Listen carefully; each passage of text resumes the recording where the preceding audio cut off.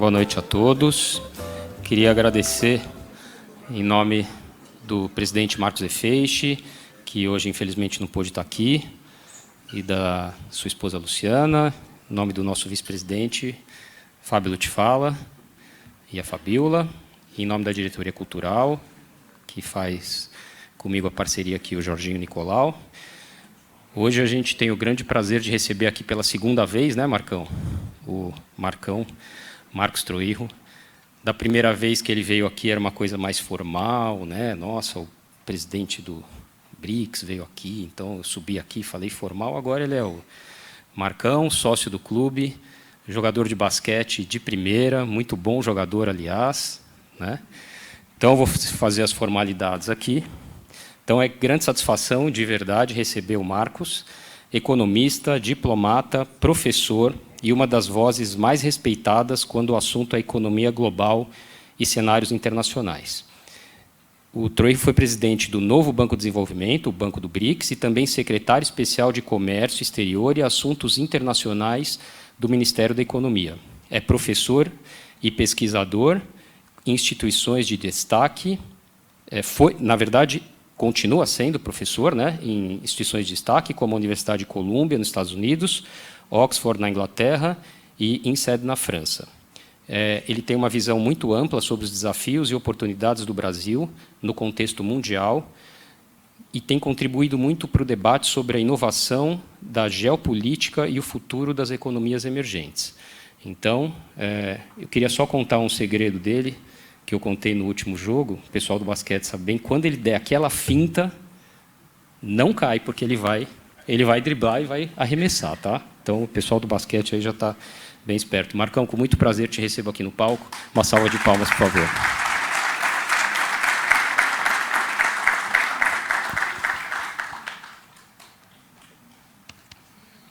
Ó, a gente vai, então, fazer a palestra e depois a gente vai abrir para perguntas.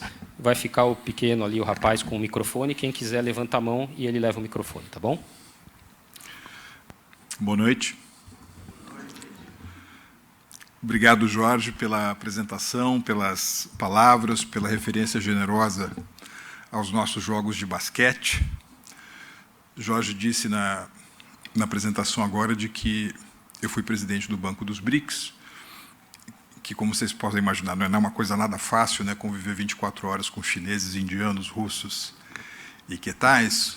E fui também secretário de Comércio. Eu fui o principal negociador no Ministério da Economia daquele acordo Mercosul-União Europeia, né? Mas eu acho, Jorge, que, enfim, a principal negociação que eu tive envolvido foi tentar me tornar sócio do Monte Líbano. Né? O trem difícil, como se diria em Minas, viu, Orlando? Muito difícil. Mas conseguimos, e, portanto, a gente tem o prêmio, né, e a bênção de frequentar esse clube maravilhoso. Eu estou aqui com a minha mulher, Cíntia. Meus filhos estão se exercitando aqui, brincando, fazendo amigos. É um prazer estar aqui. Quando o Jorge e eu conversamos sobre o tema que a gente ia explorar hoje à noite, o Jorge sugeriu que a gente conversasse um pouco sobre o momento do mundo, né, e o momento do Brasil. Eu fiquei pensando numa maneira de emoldurar essa conversa, né, que título dá a essa apresentação de hoje. E aí a gente chegou à ideia de que nós poderíamos falar sobre os choques geopolíticos, né, e sobre essa relação entre civilização e globalização, que, aliás, é o título formal que está no convite dessa apresentação de hoje. Né? E por que esse tema civilização eu acho tão importante? Né? É porque, de uma certa forma, amigos e amigas, os historiadores, os jornalistas, os filósofos e outros desocupados, eles estão sempre buscando tentar capturar numa frase, né, ou numa sequência de ideias, aquilo que na França se chama l'esprit du temps, né, o espírito do tempo. Na Alemanha eles chamam isso de Zeitgeist, né, também que significa o espírito do tempo. É como se, é curioso, né, durante um determinado par de anos, né, uma década, 2 décadas, 25 anos, houvesse algumas características comuns no cenário internacional.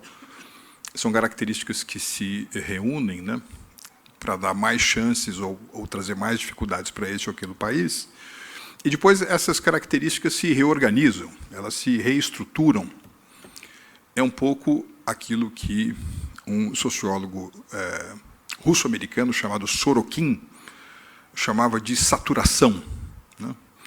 É como se você tivesse uma determinada estrutura, cuja a organização das moléculas dá a ela uma determinada forma, mas aí, por uma série de razões, pela erosão do tempo, pela fadiga dos materiais, pelo exercício de forças externas, essas moléculas que estão organizadas de uma determinada maneira, elas se desassociam, só que elas vão se reagrupar de uma maneira, de alguma forma diferente, né? E eu acho que é exatamente isso, num certo sentido, que está acontecendo hoje no mundo, né? Nós estamos vivendo um momento crítico, né?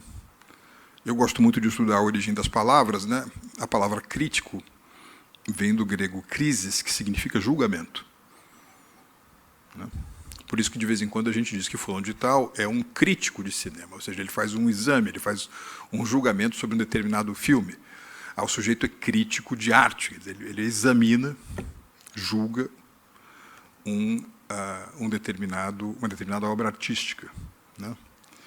Agora, esse momento crítico também, por uma outra definição, que eu acho que é uma definição muito interessante, a fonte não é a melhor, porque o autor dessa frase foi um dos principais ideólogos do Partido Comunista da Itália, né, o Antônio Gramsci, mas ele é tão feliz nessa frase, porque ele diz que o momento crítico, ou que uma crise, é um intervalo entre aquilo que está prestes a desaparecer, mas ainda não morreu, e aquilo que vai surgir, mas ainda não nasceu, né? Isso é uma crise. Aquilo que era ainda não deixou de ser, e aquilo que será ainda não chegou com tudo. E se nós entrássemos numa máquina do tempo e voltássemos 32, 30 anos atrás, uma das principais referências, né, para descrever como é que o mundo estava organizado era o trabalho de um professor de Harvard chamado Samuel Huntington, né? E ele argumentava que, ao longo dos últimos 500 anos, a natureza dos conflitos ele evoluiu de conflitos entre príncipes, né? Por exemplo, se vocês pensarem na Itália pré-unificação, você tinha Pisa contra Lucca, Lucca contra Florença, você tinha o rei de Roma, quer dizer, você tinha uma série de fortalezas dentro da Itália, com os seus soberanos em conflito um com os outros, portanto, os conflitos eram conflitos, sobretudo, entre príncipes. Os conflitos evoluíram de conflitos entre príncipes para serem conflitos entre Estados-nação, Inglaterra versus França, por exemplo. Esse mundo acabou com a Segunda Guerra Mundial, que, segundo Huntington, teria sido um conflito entre ideologias, por um lado o nacional-socialismo, né, o nazifascismo, e, por outro, as democracias liberais. E, para o Huntington, aquilo que marcaria o futuro, né, aliás, a Guerra Fria também foi, de certa maneira, um conflito entre ideologias, uma que tinha por epicentro os países ocidentais e a outra ideologia que tinha por epicentro o comunismo de natureza soviética. Então, o que o Huntington diz, mais uma vez, 32, 33 anos atrás, e que, de certa forma, emoldura o entendimento dele de mundo? É que, no futuro, os principais conflitos seriam marcados como se fossem choques entre civilizações, né? Então, choque entre príncipes, choque entre Estados-nação, choque entre ideologias, no futuro, choque entre civilizações. E o que é uma civilização para o Huntington? É a maneira de você se descrever do ponto de vista mais panorâmico possível, sem se identificar biologicamente, né? Então, por exemplo, eu nasci no bairro das Perdizes, sou paulistano, sou paulista, sou brasileiro, sou sul-americano, sou ocidental. Se eu colocar o GPS lá em cima, a próxima maneira, a próxima camada com a qual eu posso me identificar já são características biológicas. O nível mais alto em que alguém pode se identificar culturalmente é o nível civilizacional. Então, o que o Huntington achava há 3 décadas? Que os conflitos do futuro seriam justamente os conflitos entre as fronteiras civilizacionais, né? Eu não sei se vocês se lembram do atentado contra o Charlie Hebdo. Lembra, Basílio, do Charlie Hebdo em Paris? Aquele jornal satírico. Um jornal de mau gosto, aliás, né? Mas nada justifica o atentado que ele sofreu.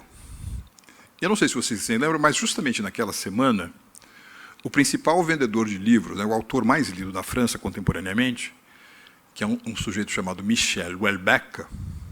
Conhecem ele? Michel Houellebecq estava publicando naquela semana um livro chamado Submissão, né? E, basicamente, o livro, que é uma ficção, descreve a vida de um sujeito que é professor da Sorbonne. Ele é um professor do Departamento de Línguas, né, da Universidade René Descartes, da Universidade de Sorbonne. E ele tem muita dificuldade na ascensão profissional dele, porque tem muita diversidade, então você tem que arrumar um espaço para diversidade de gênero, outro para diversidade ideológica, outro para diversidade de etnia, muita burocracia e politicagem. Só que, de repente, nessa ficção do Michel Houellebecq, o governo do Catar, por meio da Qatar Foundation, apoia um candidato muçulmano à presidência da França. E ele ganha, né? E, progressivamente, ele vai implementando, ele vai tirando o caráter laico, secular do governo francês, progressivamente vai retirando a força de trabalho feminina do mercado francês, é oferecido aos professores da Sorbonne, nesse momento, a possibilidade de viver num apartamento de 400 metros quadrados junto ao Jardim de Luxemburgo. Ele passa... Os professores que se submetem a essa nova realidade têm possibilidade de ganhos extraordinários, então ele passa a ter uma grande dúvida existencial, que é se ele abandona a civilização e os valores deles e abraça uma nova. Essa é basicamente a matéria-prima desse livro extraordinário, né? E tem muita gente que achava que no começo dos anos 2000, particularmente com 11 de setembro de 2001, as teses do Samuel Huntington estavam se validando, né? Eu acho que é uma maneira de interpretar os ataques contra as Torres Gêmeas, contra o Pentágono, aquele avião que caiu na Pensilvânia, e depois, mais tarde, aquela bomba que estoura nos metrôs de Madrid, e mais tarde ainda aquela que explode num double-decker de Londres, como franjas de um conflito civilizacional, que você, por um lado, tem o Ocidente. Aliás, o que significa Ocidente para esse Samuel Huntington? Significa uma fórmula matemática. Ocidente é menos um conceito geográfico, portanto, se fala menos aqui de uma parte do mundo que é separada à esquerda do meridiano de Greenwich, e Ocidente significa muito mais uma soma entre democracia representativa, do ponto de vista da organização política, sistema multipartidário, economia de mercado e Estado de Direito. Isso que é o Ocidente. E, por esse critério, um país como a Austrália, ou como a Nova Zelândia, ou mesmo com o Japão pós-1945, se enquadra nesse bloco ocidental. Só que você tem outras civilizações. Você tem a civilização islâmica. O Huntington vai identificar o Japão como um país tão diferente que tem uma civilização em si. E eu acho que durante bastante tempo, mais uma vez, se imaginava que esse paradigma, ou seja, essa maneira de pensar o mundo a partir do choque de civilizações, seria uma maneira dominante. Só que aí, em 2005, então exatos 20 anos atrás, né, tem um jornalista do New York Times que publica um livro que vira quase como uma referência plena do que seria o cenário internacional dali para diante. É um livro de um sujeito chamado Thomas Friedman. que eu tenho certeza muita gente aqui nesse auditório leu. O livro se chama O Mundo é Plano. The World is Flat. Leram esse livro? Então, o argumento central do livro é que, cada vez mais, o comércio internacional, o fluxo de exportações, o fluxo de importações, a circulação internacional de investimentos transfronteiriços, mesmo temas como propriedade intelectual, circulação de pessoas, sofreriam cada vez menos restrições. E eu trabalhei na delegação do Brasil na ONU, em Nova York, na segunda metade dos anos 90. Aliás, eu trabalhei do dia 26 de novembro de 1996 até o sábado, 8 de setembro de 2001. Saí 3 dias antes do atentado num voo Varig 864, um MD-11, que fazia Nova York, São Paulo. E eu lembro que alguns dos meus colegas europeus, na ONU, naquele entusiasmo meio que criou as condições para um sujeito como Thomas Friedman escrever O Mundo é Plano, eles diziam o seguinte, eu tenho uma colega alemã, por exemplo, que diz o seguinte, olha, no futuro, nós seremos menos alemães e mais europeus. Os portugueses serão menos portugueses e mais europeus. Nós vamos ter uma espécie de Estados Unidos da Europa. E, na realidade, esses processos de integração econômica, regional, política, etc., nada mais são do que uma escala numa viagem mais ampla e longa para um mundo verdadeiramente globalizado. E isso está muito bem capturado nesse livro do Thomas Friedman, de 2005, O Mundo é Plano, quando ele vai descrever as chamadas caudas longas ou cadeias longas de produção, global supply chains, que são muito extensas. É como se ele estivesse descrevendo uma bola de vôlei, que é desenhada na Alemanha, o seu couro sintético vem da Tailândia, a sua cola vem da Malásia, a bola é montada na China, a embalagem vem das Filipinas, a bola é transportada até o seu mercado destino por uma empresa de navegação norueguesa, o escritório de contabilidade dessa empresa fica em Dublin, na Irlanda, o escritório jurídico dessa empresa fica em Zurique, na Suíça, a agência de publicidade que faz o marketing global dessa bola é uma agência de publicidade brasileira. Então, ainda que você possa pegar a bola e ler nela a inscrição Made in China, essa, na realidade, é uma bola made in the world, feita no mundo. Eu sempre gosto de lembrar, é um exemplo que eu não canso de lembrar, que esse grande herói brasileiro aqui é o coronel Osiris Silva, um dos pais fundadores da Embraer. Ele diz, Ciro, que toda vez que ele olha para uma aeronave da Embraer, ele olha a asa, só na asa da Embraer ele consegue identificar uns 18 ou 19 países diferentes. Porque o sistema hidráulico vem da Holanda, a fuselagem vem sobretudo da Índia, os rebites vêm da China, os avionics dos Estados Unidos. É feito aqui em São José dos Campos, ninguém se engane, é feito no Brasil, mas com a participação desses vários outros atores. É como se você tivesse cadeias globais, redes globais de produção, sobretudo do ponto de vista da ótica da oferta, que estão horizontalmente muito dispersadas pelo mundo. Isso quer dizer o seguinte, que, de certa forma, aquele paradigma do choque de globalizações de 10 anos antes foi substituído por essa ideia de que o mundo é plano e que nós todos seremos felizes no futuro e cada vez mais vai haver entendimento, etc. Trazendo a nossa máquina do tempo de 2005 para 2025, claramente nós não estamos mais num cenário de mundo plano. Porque o cenário do mundo plano era um cenário intensivo em globalização e nós estamos vivendo agora um mundo intensivo em geopolítica. Tudo é geopolítica. Geopolítica entrou de tudo. Eu contava agora há pouco para o Orlando e para o Basílio que eu tenho um amigo inglês que trabalha na Russell Reynolds, que é uma empresa de headhunter, empresa global, e escolhe alguns dos principais presidentes executivos de multinacionais. E ele estava me contando que algumas empresas estão criando um cargo chamado CGO. Não tem o CEO, Chief Executive Officer?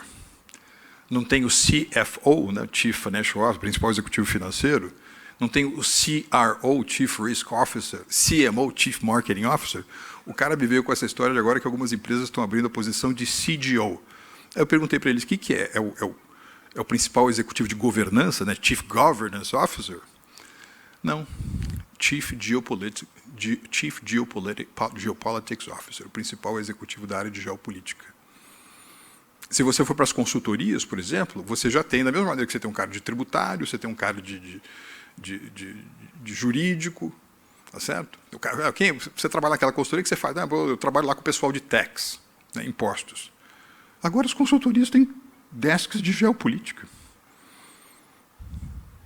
Ficou uma coisa assim. Esse é o mundo que nós estamos entrando agora, né? Caio Paes de Andrade está aqui. Cadê Caio? Caio foi presidente da Petrobras. Caio sabe bem do que eu estou falando. Não importa o ambiente econômico que você está, a geopolítica entrou com tudo, né? E eu acho que a geopolítica ficou tão importante para os países e para as empresas que, da mesma maneira que os economistas dividem a ciência deles entre microeconomia, que é o foco no consumidor, no empreendedor, na firma, e macroeconomia, que é o foco nos grandes agregados econômicos, para nós entendermos, né, e construirmos um mínimo de estratégia dessa relação Brasil-mundo, esteja você numa função de governo ou esteja você na iniciativa privada, eu acho que é fundamental a gente entender que existem fenômenos microgeopolíticos e que ninguém se engane aqui com o termo micro. Os eventos microgeopolíticos têm imenso impacto. No entanto, eles tendem a se concentrar num horizonte de tempo razoavelmente mais curto, 4 ou 5 anos, ou seja, um horizonte de tempo que é mais ou menos sincrônico aos mandatos eletivos nas democracias ocidentais. E você tem eventos macrogeopolíticos, né? O que é um evento macrogeopolítico? Também é um evento de grande impacto, é uma dinâmica de grande impacto, só que ela tende a se concentrar em arcos de tempo mais extensos, 20 ou 25 anos, ou seja, o período de uma geração, né? Em economia e em demografia, uma geração é um período de 20, 25 anos. 1/5 de século, 1/4 de século. Então, como o Jorge e eu falávamos, né, vamos falar um pouquinho sobre o momento do mundo, o momento do Brasil, e eu acho que seria importante, talvez, descrever, que tem mais impacto sobre o Brasil, um grande evento microgeopolítico hoje em operação, e falar de 3 eventos macrogeopolíticos também, que têm grande relevância. Então, sobre os microgeopolíticos, a coisa mais importante que está acontecendo no mundo pode ser assemelhada àquele momento em que você está num avião, não é isso? E, de repente, você ouve uma voz que diz o seguinte: senhoras e senhores, aqui é o comandante, por favor, retornem aos seus assentos, afivelem os cintos, coloquem os assentos na posição vertical, porque nós estamos prestes a atravessar uma área de... Do quê? Trumpulência. Trumpulência. Trumpulência.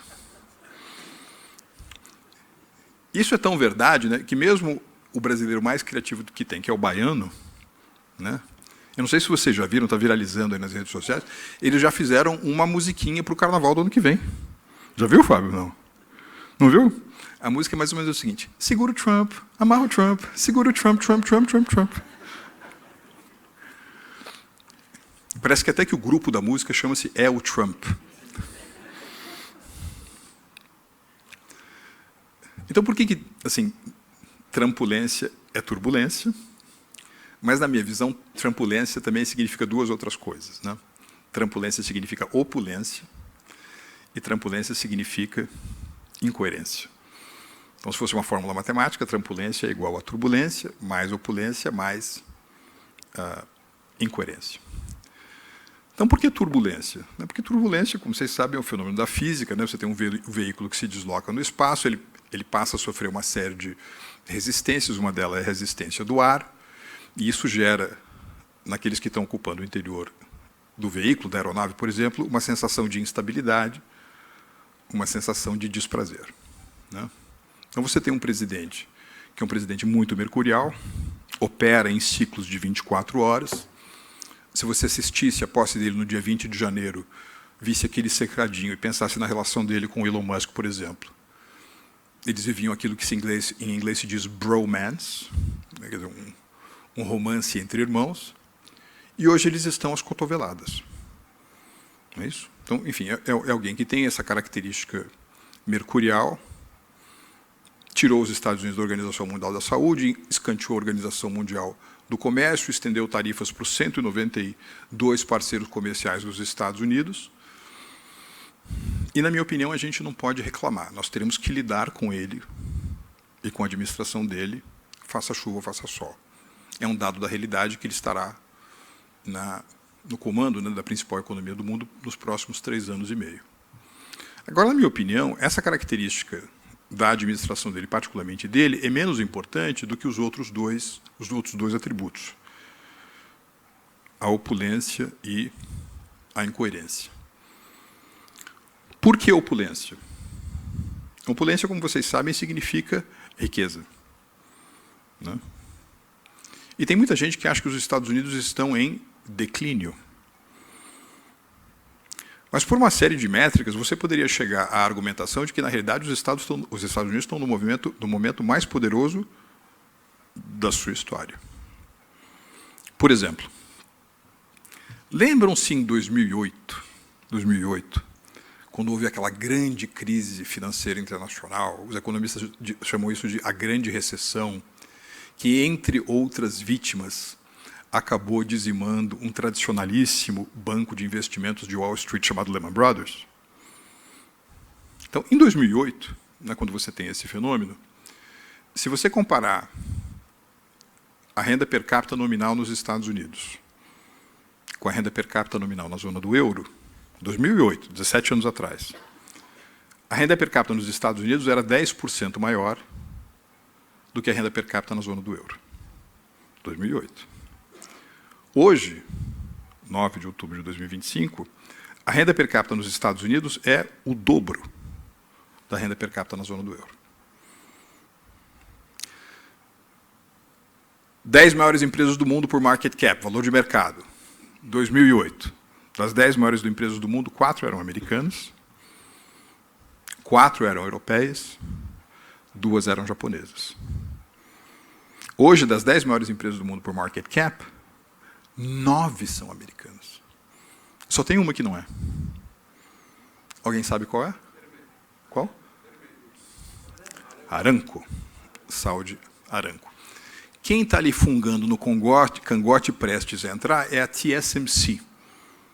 Já ouviram falar dessa empresa? Sabem qual é? Taiwan Semiconductor Company. É a empresa que faz chips em Taiwan, uma empresa de semicondutores, tem 93% do mercado mundial de semicondutores. E se por acaso, digamos, num conflito tradicional entre Estados Unidos e a China, alguém fizer uma barbeiragem, errar o tiro, e o obus atingir TSMC, a humanidade volta atrás 25 anos.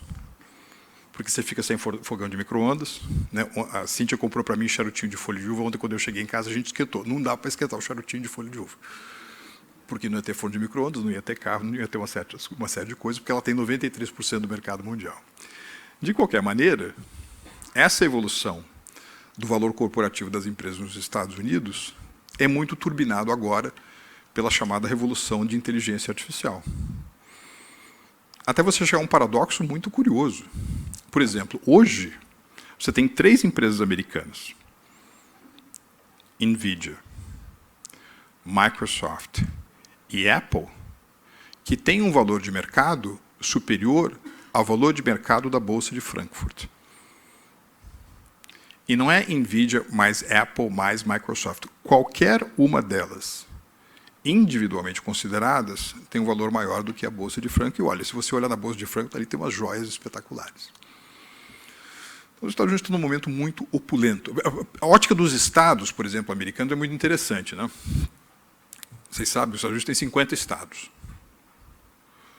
O estado menos rico, mais pobre dos 50 estados americanos é o estado do Mississippi. Dos 50, ele tem o menor PIB per capita medido em dólar. Hoje, o Mississippi tem uma renda per capita maior que a renda per capita da Itália, maior que a renda per capita da França, maior que a renda per capita do Reino Unido e maior que a renda per capita do Japão, que era o grande bicho-papão da economia mundial nos anos 80. Eu não sei se vocês lembram aqui, né, mas, por exemplo, para quem estudava economia ou administração de empresas nos anos 80, um livro absolutamente obrigatório era a autobiografia de um líder empresarial japonês chamado Akio Morita. Como é que chamava o livro? Made in Japan, em que ele falava sobre, entre outras coisas, a grande inovação, que era colocar um toca-fitas aqui na cintura e você poder sair por aí, né, turbinado por pilha, ouvindo música. Como é que chamava esse instrumento? Walkman. Né? Hoje, o Mississippizinho tem uma renda per capita maior que a do Japão. Por que esse negócio da opulência é tão importante? É que se você tem uma pessoa como o presidente Trump, que já é uma personalidade mercurial, ele adota uma determinada diretriz e ele acerta muito. Os efeitos de repercussão são muito grandes. Se ele adota uma determinada diretriz e ele erra muito. É o equivalente, por exemplo, àqueles caminhões cegonheira, né, que vão levando um monte de carros. Em geral, eles têm moderadores de velocidade de 40 km por hora. Então, esse caminhão aqui, especificamente, está cheio, né, de outros veículos, ele está levando um monte de veículos ali, de carros ali, de automóveis ali, só que ele pode pisar no acelerador, botar para quebrar. Se ele fizer uma manobra com barbeiragem, vai dar um desastre bem horroroso. Né? Isso é importante para nós, porque, enfim, hoje o Brasil está num momento, né, que tem talvez um dos principais desafios externos dos últimos 50 anos, que é a sua relação com os Estados Unidos. E aí você tem o terceiro pilar da trampulência, que é o pilar da incoerência. Né? Porque, por um lado, você tem uma política comercial americana, política industrial americana, que, na minha opinião, vai machucar muito os Estados Unidos. Né? Muito. Haveria toda uma linha de argumentação que você poderia abraçar, dizendo que os Estados Unidos estão copiando os velhos ditames da Comissão Econômica para a América Latina, CEPAL, que visava industrialização por meio de substituição de importações, criação de reserva de mercado. É isso? E se tem alguma coisa que a história brasileira, a história argentina, sobretudo, mostra, é que uma economia mais fechada é uma economia fadada ao fracasso. Tanto mais no caso dos Estados Unidos. Porque nenhum país no mundo tem tantas empresas multinacionais quanto os Estados Unidos. Tá certo? Alguma coisa que a Nike faz na Tailândia e exporta para a Itália, do ponto de vista contábil, aparece como exportações tailandesas e importações italianas. Mas se é uma atividade lucrativa, ela estará pagando dividendos a acionistas majoritariamente norte-americanos. Então, se de repente, vamos pensar no caso da Nike, né? A Nike apostou muito num país que fica do outro lado do mundo, né, que tinha uma mão de obra muito abundante, muito barata, né, muito barata. Fez desse país um grande trampolim do seu parque fabril para atingir terceiros mercados. Estou falando aqui, naturalmente, da China. Né? Só que eles perceberam na Nike que nos últimos 10 anos, 12 anos, que é um período razoavelmente comparável à chegada do Xi Jinping ao poder, ao contrário do que foram as décadas anteriores, por exemplo, do momento em que Deng Xiaoping, em 78, consolida o poder na China, até a chegada do Xi Jinping no poder, você pode fazer a análise da curva ascendente da economia chinesa e da curva ascendente dos salários como percentual da economia na China. Nesse período longo, de 78 até 2012, 2013, a economia chinesa cresce muito mais do que os salários na China. Razão pela qual os chineses têm uma extraordinária capacidade de poupança e uma extraordinária capacidade de investimento endógeno. Agora, nos últimos 12 anos, os chineses começaram a mudar de modelo econômico. Eles estão menos dependentes de exportação e mais orientados a fortalecer o seu mercado interno. No momento em que você fortalece o mercado interno, você inverte as curvas. Nos últimos 12 anos, os salários crescem muito mais como proporção do PIB do que o PIB ele próprio. Isso quer dizer o seguinte, que determinadas atividades econômicas, que ainda são muito dependentes do custo da força de trabalho para a determinação da competitividade final do produto, estão batendo as asas e saindo da China. Dou um exemplo. Quando eu era criança, meu pai me dava um brinquedo. O que estava escrito no brinquedo? Made in Japan. Depois, passou-se um tempo, os brinquedos ficaram Made in Hong Kong. Depois passou um tempo, os brinquedos ficaram Made in Korea. Passou um pouco mais do tempo, os brinquedos ficaram Made in... Outro dia eu estava conversando com o Anil Kishore, que é um banqueiro indiano, e ele me contava que a Índia está prestes a se tornar a maior produtora mundial de brinquedos. É isso. Tênis, roupas, cada vez mais vão deixar de ser fabricadas na China. Aliás, desculpa, vocês conhecem algum país na Ásia que tenha absorvido de maneira muito substanciosa a produção têxtil, de moda, tecelagem, que há um tempo estava sediada na China? Qual é esse país, Nelson? Bangladesh. É muito provável que alguns de nós aqui tenham peças... Aqui só tem roupa italiana, mas se fosse um auditório mais normal, haveria muitas roupas feitas em Bangladesh.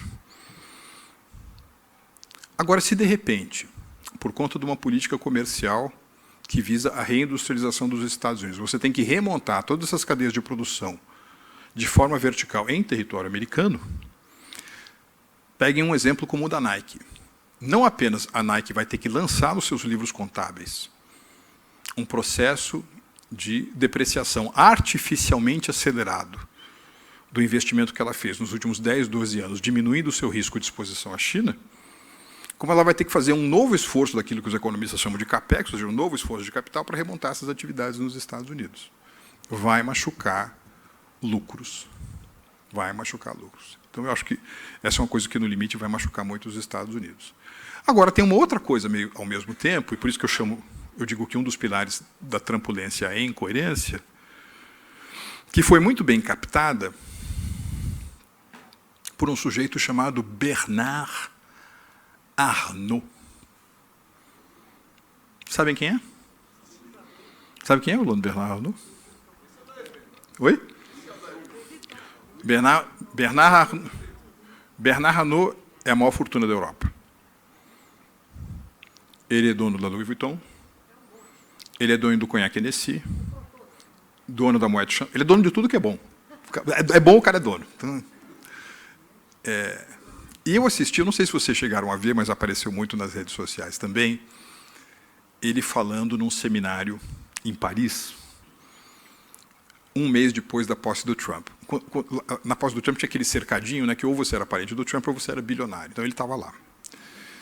Então, passado um mês, ele estava falando nesse evento da revista francesa Le Nouvel Observateur, e ele diz o seguinte, ele está falando para os amigos, para os compatriotas franceses deles. Ele fala assim, olha, meus amigos, eu estou voltando dos Estados Unidos e eu estou fascinado com aquilo que está acontecendo lá. Enquanto nós, aqui na França, temos o judiciário brigando com o executivo brigando com o legislativo, cada vez mais nós criando novos impostos, aumentando a carga tributária com percentual do PIB. Na França, hein? Na França. Colocando novas camisas de força sobre a atividade empreendedora, sobre a atividade empresarial.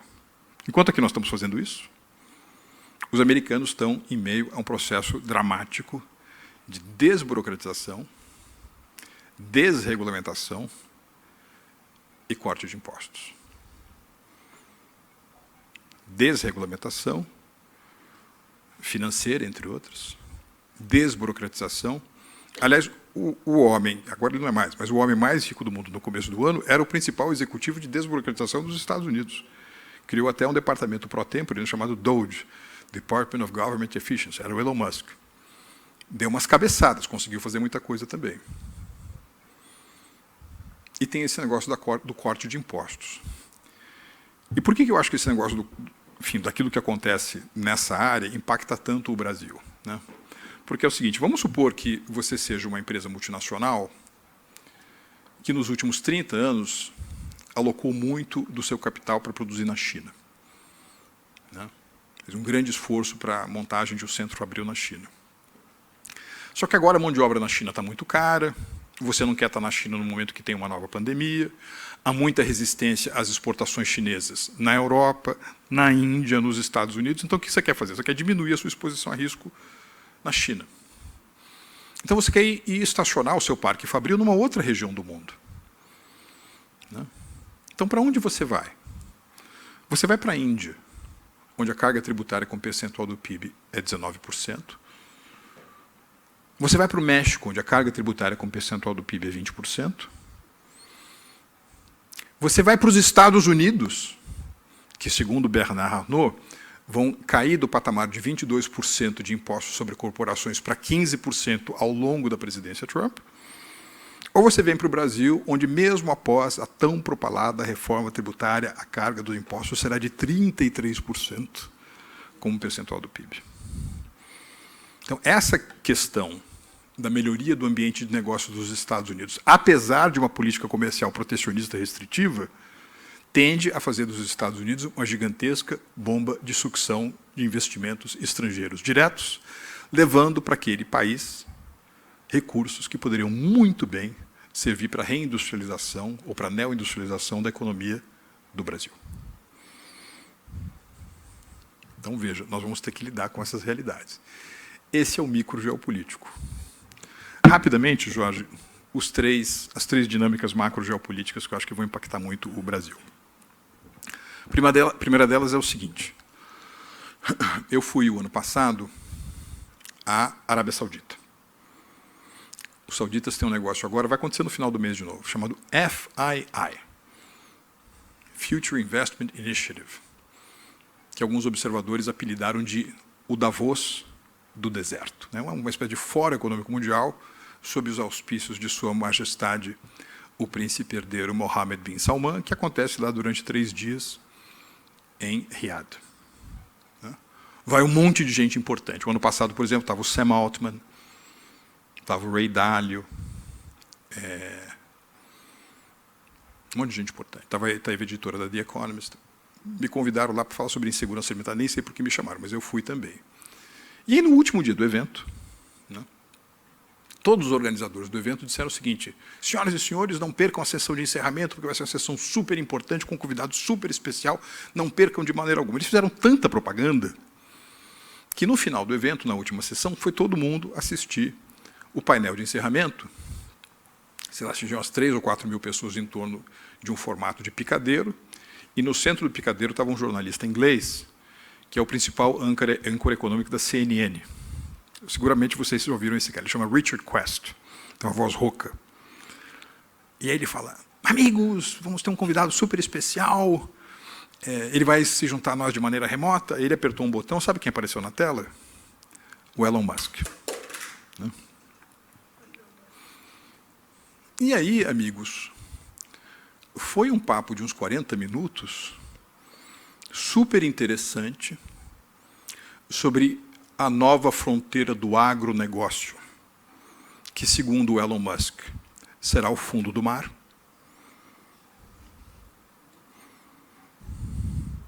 Foi um papo super interessante sobre a necessidade, ainda no ciclo de vida do Elon Musk, de nós iniciarmos o processo de colonização de outros planetas.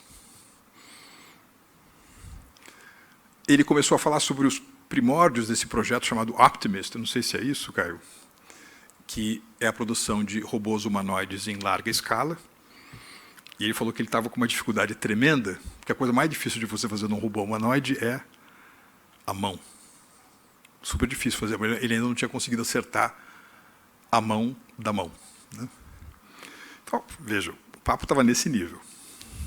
Só que, de repente, esse Richard Quest perguntou para o Elon Musk, o que te tira o sono à noite? O que te impede de dormir? Né? Aí ele falou, olha, duas coisas. Uma é que nós estamos nos aproximando, né, de maneira muito acelerada de uma situação em que você tem um sistema de defesa de um determinado país que é operado por inteligência artificial. Né? Esse sistema de defesa operado por inteligência artificial é capaz de fazer uma leitura da conjuntura de vulnerabilidade do seu antagonista. E ao perceber que o seu antagonista está num momento fraco, esse sistema de defesa lança uma ofensiva armada sem qualquer tipo de intermediação humana.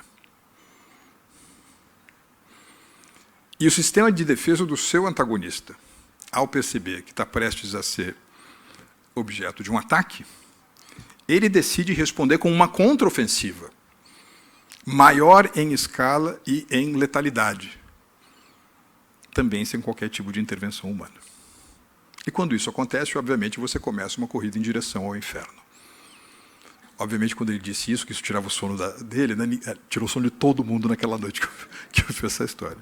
Mas a segunda coisa que ele disse, que eu achei muito interessante, foi o seguinte: algo que me tira o sono é que as pessoas não querem mais ter filhos. E, como resultado, a população mundial vai cair. Né? Aliás, é uma tendência em relação à qual ele está fazendo na pessoa física tudo para inverter. Porque o bicho para fazer filho. Né? Da última vez que eu vi, tinha uns 8, 9 já. Né? Já estão se preparando, um para ir para o fundo do mar, outro para o espaço sideral. E é engraçado que quando ele disse isso, eu mencionei, né, que o mundo hoje tem 193 países. Ele tem razão em relação a 184 países. Nos próximos 25 anos, há 184 países do mundo em que a população vai cair. Brasil, Argentina, toda a América Latina, Canadá, toda a Europa Ocidental, Rússia, Austrália, China. A população vai cair. No entanto, haverá 9 países do mundo, nesses próximos 25 anos, que terão uma expansão populacional tão brutal que, em 2050, a população mundial terá saltado dos atuais 8 bilhões de pessoas para 10 bilhões de pessoas.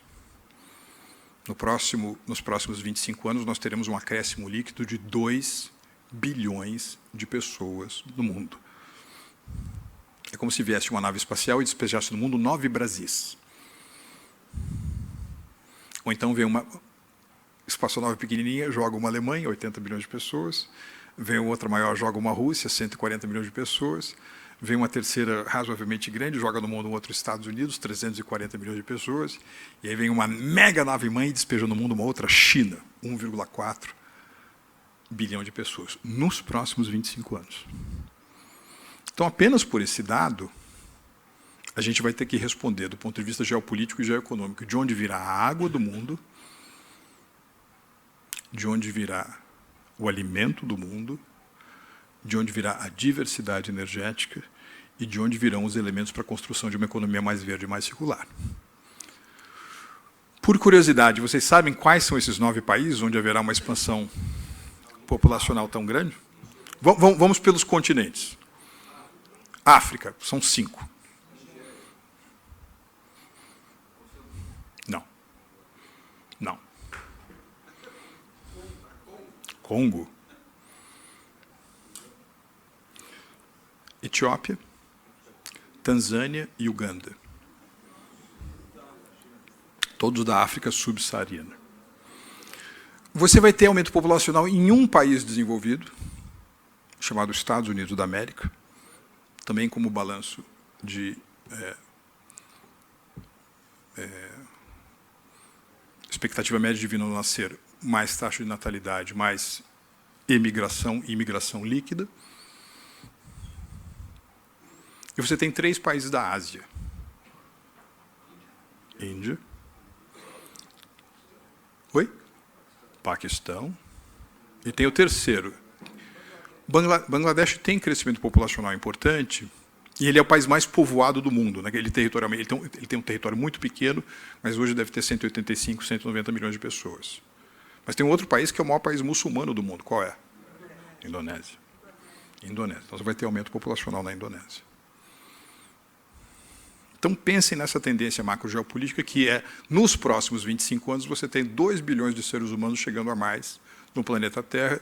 Isso significa que você tem uma casa onde vivem 4 pessoas, só que, de repente, chega uma quinta. Então, precisa ter energia para essa quinta pessoa, alimento para essa pessoa, toalha para essa outra pessoa, tem que reservar um quartinho para ela, arrumar emprego para ela. Com um detalhe.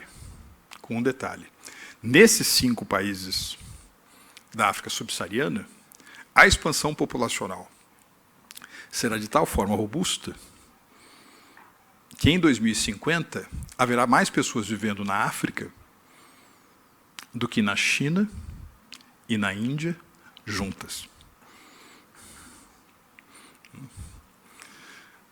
Agora, essa tendência macrogeopolítica, que já impacta muito o Brasil, porque o Brasil é um grande produtor de alimentos, por exemplo, ela é exacerbada por uma outra, que é a segunda tendência macrogeopolítica, ou dinâmica geopolítica, que é o seguinte: se você pegar aqueles países do chamado G7, né, que são economias maduras, industrializadas, quem é o G7? Estados Unidos, Alemanha, Japão, França, Reino Unido, Itália e Canadá. E você pegar aquilo que eu gosto de chamar de E7, as 7 economias emergentes mais importantes, China, Índia, Brasil, Indonésia, Arábia Saudita, Turquia e México, a demanda global, a expansão da demanda global, o motor da economia mundial será muito mais o resultado daquilo que acontece no E7 do que acontece no G7. Esses caras aqui vão crescer muito mais do que esses aqui. E por que esse é um dado tão importante para o Brasil? Né? Caio e eu fizemos parte da equipe do ministro Paulo Guedes. Né? Ele começou na área de tecnologias de informação, depois foi para a área de gestão, depois para a Petrobras. Eu fiquei na área de comércio exterior. Então, eu queria fazer um discurso, né, no começo do meu trabalho, então eu fiz uma espécie de evolução, por exemplo, da balança comercial do Brasil com a de alguns países. Então, vejam que coisa curiosa. Em 2001, se você somasse tudo aquilo que o Brasil exportava para a China a tudo aquilo que o Brasil importava da China, e esse 2001 é um ano importante porque foi o último ano em que a economia brasileira foi maior do que a economia da China. Olha que loucura, hein? Vocês conseguem lembrar do ano de 2001? Foi ontem, 24 anos atrás. A economia do Brasil era maior que a economia da China. Hoje a economia da China é 8,5 vezes maior que a do Brasil. Naquele momento, a soma de exportações e importações entre Brasil e China era de $1 bilhão por ano a valor presente. Hoje, a soma de exportações e importações entre Brasil e China é de $1 bilhão a cada 50 horas. E se uma economia como a China, que é uma economia de 19 trilhões de dólares, crescer nos próximos anos apenas 4% ao ano, o que é baixo para a sua média histórica, 4% sobre 19 trilhões são 190, 380, são 760 bilhões de dólares. Ou seja, ao crescer 4%, a China acrescenta uma Argentina à economia mundial a cada 9 meses. E se vocês pensarem no caso da Índia, que está crescendo 7% ao ano, a Índia vai dobrar de tamanho economicamente nos próximos 10 anos. A renda per capita é baixíssima. Quando você cresce de um nível tão baixo de renda, numa velocidade tão rápida, um espaço tão curto de tempo, o que as pessoas fazem com a renda adicional? Com o quê? Elas comem mais. É uma revolução calórica. Ato contínuo, elas comem melhor. É uma revolução nutricional. E há também um enorme direcionamento de recursos para o investimento infraestrutural, infraestrutura residencial, intraurbana, interurbana, o que significa, na minha opinião, um vento de cauda importante para alguns dos produtos em que o Brasil tem grandes vantagens comparativas. sobretudo no campo da alimentação. Porque hoje no mundo só tem 4 grandes produtores de alimentos. Qual país é o maior produtor mundial de alimentos?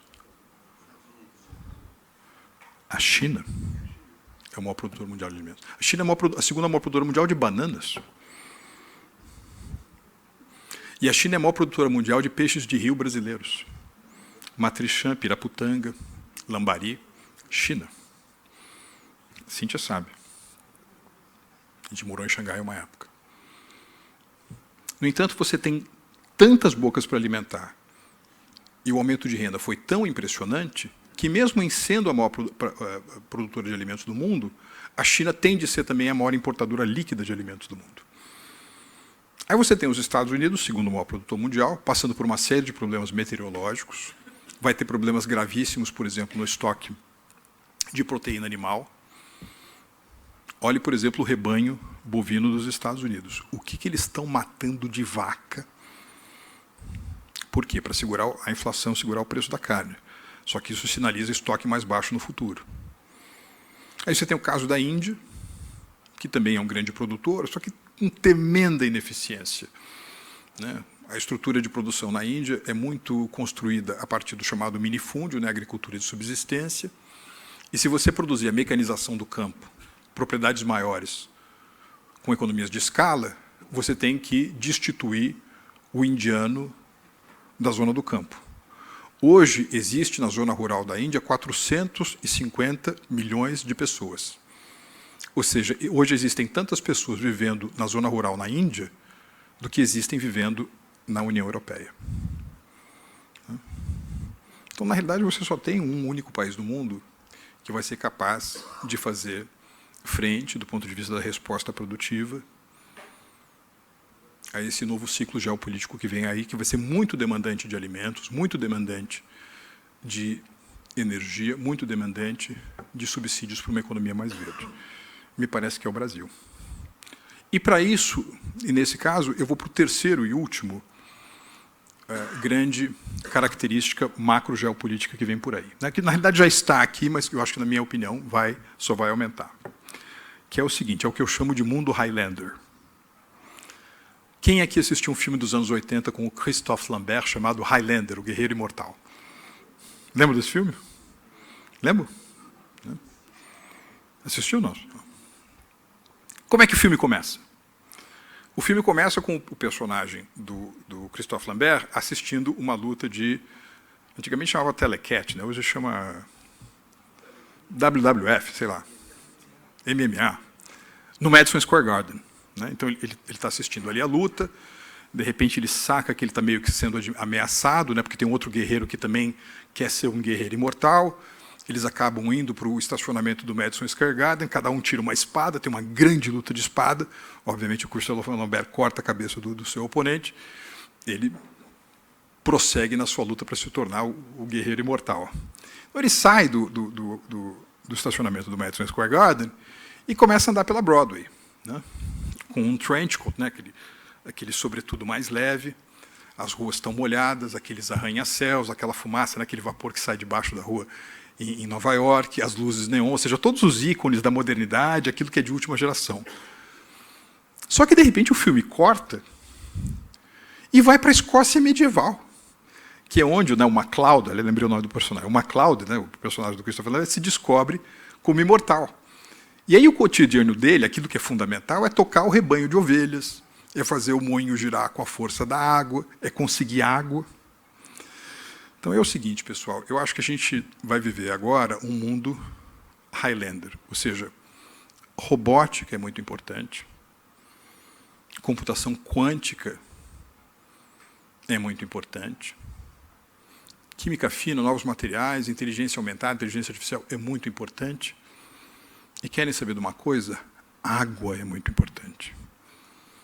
Comida é muito importante. E haverá uma série de retroalimentações entre um universo e o outro. Como é o caso, por exemplo, da energia necessária para você tocar coisas como as criptomoedas e os grandes data centers turbinados por inteligência artificial. o bicho para chupar energia que é cripto, o bicho para chupar energia que é inteligência artificial.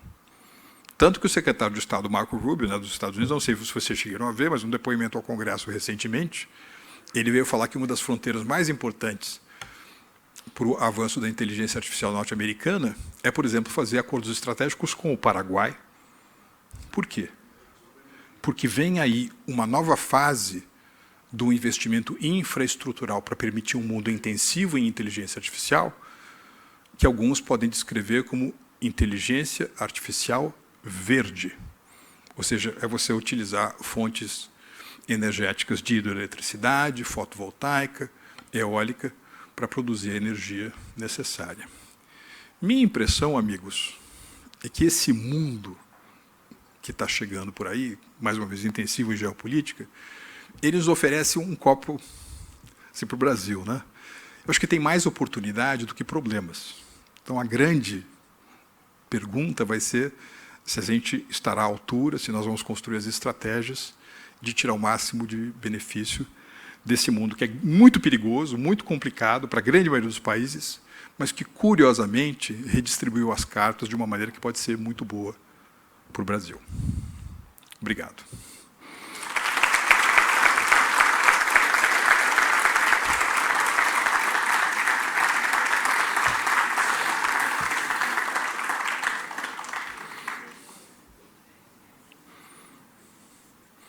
Falei tanto de água que eu vou pegar um pouco de água aqui.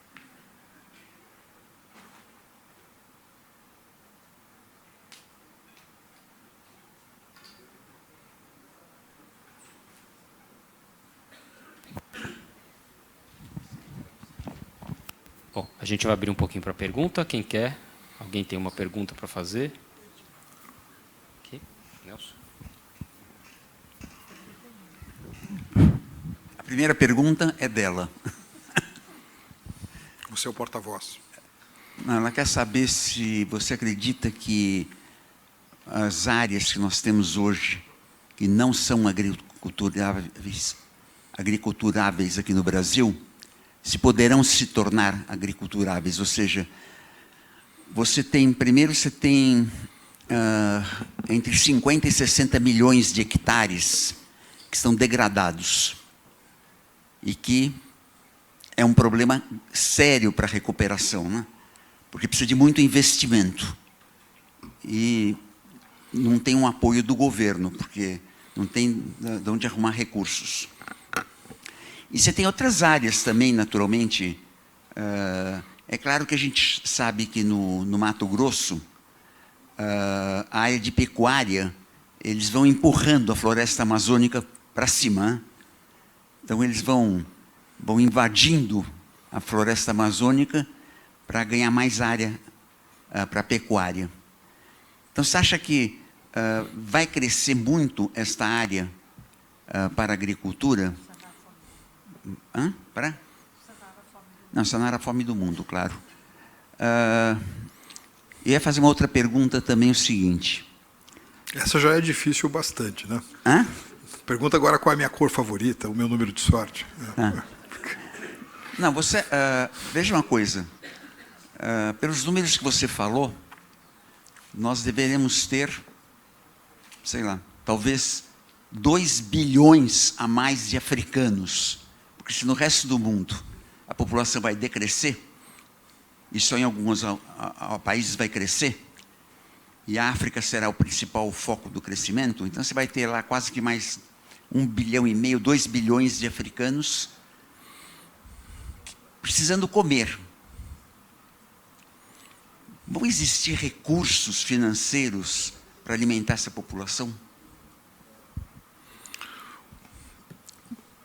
Bom, Nelson, em relação à primeira pergunta, né? Enfim, eu não sou especialista em geologia, mas a julgar pela experiência histórica recente do Brasil, né, onde você tem modelos interessantes, né, de enriquecimento do solo, preparação do solo, pesquisa e desenvolvimento e inovação voltada a turbinar a propriedade, eu acho que isso é possível. E quando se fala em áreas degradadas ou terras degradadas, ou terras de baixa produtividade, me parece que existe um gradiente muito grande, né, que pode ser, por exemplo, resolvido por meio de pesquisa e desenvolvimento. E para sua completude, eu acho que também é possível, mas a questão é a que custo e durante que período de tempo, e se é necessário do ponto de vista econômico, né? Por exemplo, Cintia e eu tivemos em Israel 2 anos atrás, e a gente viu também experiências depois nos Emirados Árabes Unidos, onde os caras fazem chover onde não existe possibilidade. Por exemplo, nós vimos projetos interessantes de dessalinização de água do mar, ou seja, você consegue, digamos, transformar a água do mar em água potável, mas a que custo? Tá certo? Então, quando você faz uma coisa como essa, você está comprando muito mais uma pólice de seguro do que algo que seja economicamente sustentável ao longo do tempo. Nós vimos fazendas, eu vi fazendas, por exemplo, ali no entorno de Abu Dhabi, muito interessante nos Emirados Árabes. Só que não tem escala e é caríssimo manter. Então, onde você consegue fazer essas coisas, me parece, né, em grande proporção, a custo baixo e de maneira renovável, né, porque o Brasil tem um negócio interessante chamado rios voadores. Não é isso? Que são os nossos índices pluviométricos, as características do nosso clima, com o que faz com que, por exemplo, as chuvas sejam quase que uma fonte de reabastecimento, de circularidade da economia. Então, a gente tem muitas vantagens comparativas aí. Essa é a minha primeira observação. A segunda pergunta era... Sobre se haverão recursos financeiros. Sobre a África. Então, vamos lá. Dependendo da conta, hoje o continente africano como um todo, ou tem 54 ou tem 56 países. Tá bom? Nesses 54 ou 56 países que compõem o continente africano, se você somar o PIB nominal de cada um deles, dá 3,2 trilhões de dólares. Então, apenas para ter uma ideia de grandeza econômica comparativa, todo o continente africano, no seu conjunto, 56 países, tem um PIB menor que o PIB da França, que é 3,5 tri. Aí agora vamos atravessar o Atlântico, nós fomos para os Estados Unidos. Os Estados Unidos são uma economia de 30 trilhões de dólares de PIB nominal. Os Estados Unidos importam, ou seja, eles compram do resto do mundo 12% do seu PIB. 12% de 30 trilhões, 3,6 trilhões. Ou seja, aquilo que os Estados Unidos compram do resto do mundo é maior do que o PIB da França, que, por seu turno, é maior do que todos os 56 países africanos juntos. Então, a África é um desafio. A África é um desafio. E sabe quem tomou a consciência de dura experiência recente que a África é um grande desafio? A China. A China. A China é um grande investidor na África nos últimos 20 anos, e os chineses estão decepcionadíssimos com o desempenho dos investimentos deles na África. Aliás, é até divertido, né? Porque os chineses, geralmente, eles entram para ganhar. E eles estão tão decepcionados que é perversamente engraçado ver como eles estão sofrendo na África. Não tem economias de escala, às vezes, dentro de uma mesma jurisdição nacional, você tem 4 ou 5 realidades tribais ou étnicas diferentes, com idiomas diferentes. Você tem que fazer acordos pontuais com warlords, né, de diferentes partes. Muito difícil você gerar resultado a partir do investimento infraestrutural. Eles estão super decepcionados. A África é um problema. Obrigado. Aí tem gente que diz, a África vai ser a grande competidora do Brasil na produção de alimentos. Really? Boa noite.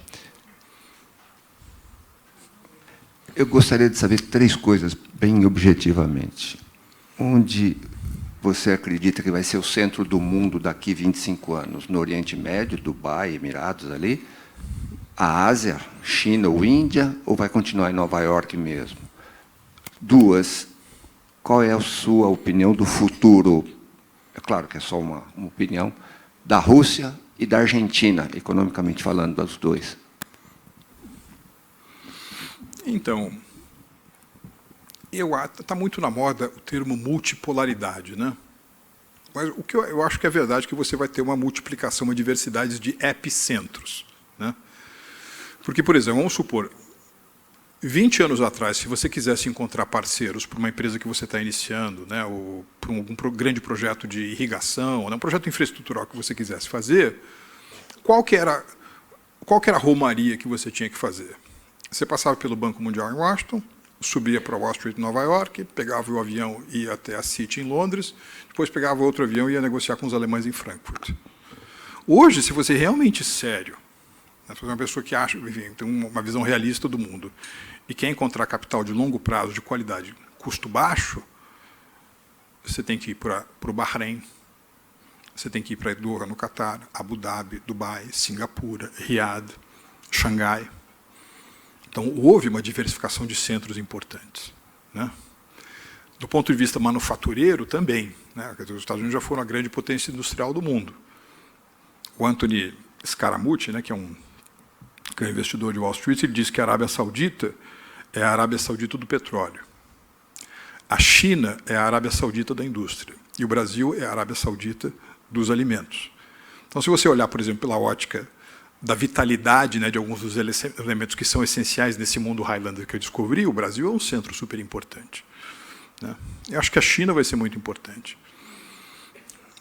Na mesa dos adultos, né, quem que eu acho que vai estar ali jogando cartas, né? Eu acho que você vai ter os Estados Unidos, você vai ter a China, crescentemente você vai ter a Índia. E aí, no resto do salão, você está tendo aquelas danças caipiras, né, e, de repente, a música vai parar, e eu acho que tem 2 outras cadeiras para o pessoal sentar. Então, por exemplo, a União Europeia pode ocupar uma, os países do Golfo podem ocupar outra. A Rússia, que eu não sei, sabe? Já indo para a sua segunda pergunta, né? Porque tem uma coisa muito linda das línguas latinas, que é o seguinte: como é que você fala superpotência em inglês? Superpower. Mas nas línguas latinas você pode ter uma diferenciação entre o que é poder e potência, né? Em francês é assim, em espanhol é assim, em português é assim. Eu acho que a Rússia não é uma superpotência, mas ela é um superpoder, por uma razão muito simples. Ela tem um monte de armas nucleares. Agora, mesmo do ponto de vista militar convencional, ela não é mais um superpoder, e nem uma superpotência. Por exemplo, esse conflito na Ucrânia mostra que, às vezes, um tanque de infantaria russo, né, que custa 20 milhões de dólares, é destruído, desmantelado por um drone que custa 4 mil dólares, ou 3.100 com descontos que você compra na Amazon, e que carrega uma carga de explosivo de 2 quilos. Né? Aliás, é super interessante o que está acontecendo na Ucrânia, né? Porque antes do dia 24 de fevereiro de 2022, que é a data da invasão, aliás, China, Cíntia e eu, nós estávamos em Xangai. E como a gente estava no Banco dos BRICS, né, os russos também eram sócios do banco. Então eu acordei o vice-ministro da economia russa para dizer: olha, situação difícil, hein? Ele falou: o que está acontecendo? Nem ele sabia. A Rússia tinha invadido a Ucrânia. Porque é o seguinte: antes do dia 22 de fevereiro, a Ucrânia não tinha força aérea e não tinha marinha. E ainda assim ela está resistindo a esse que muitos viam, né, como uma grande potência militar. A Rússia, para mim, é um mistério, porque tem reservas abundantes de ouro, diamante, gás natural, petróleo, grandes dançarinos, esportistas, ginastas, físicos, matemáticos, médicos, escritores. Por que será que a Rússia não é rica? Né? Ela tem todos os atributos. Então, eu acho que tem alguma coisa a ver com estratégia de país, prioridade, modelo de governança, né? Porque não tem muita diferença entre a Rússia e o Canadá. Né? E em relação à Argentina, a situação da Argentina era muito dramática, né? Quer dizer, se você levar em consideração que durante o governo Perón havia decretos presidenciais que estipulavam qual deveria ser o preço do pãozinho e da manteiga servido nos covéis dos restaurantes de Buenos Aires, né? Até chegar aos Néstor e Cristinas Kirchner, todo o amplo dicionário de desastres econômicos foi experimentado pela Argentina. E aí você teve um governo liberal, que foi o governo do Maurício Macri, né,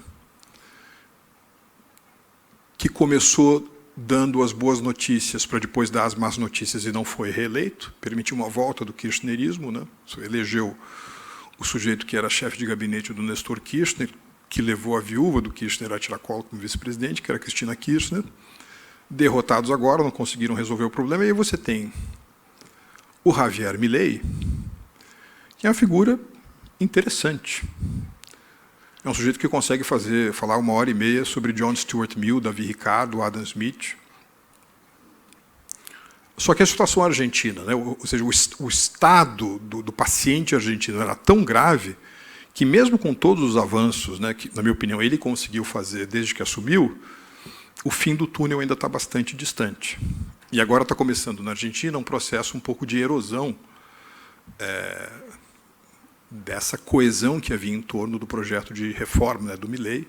Isso se refletiu em eleições recentes e está se refletindo agora no baixo nível de popularidade que ele tem, inclusive com aversão ao peso argentino. Hoje o Tesouro Americano comprou 20 bilhões de dólares equivalentes a pesos argentinos, se eu não me engano.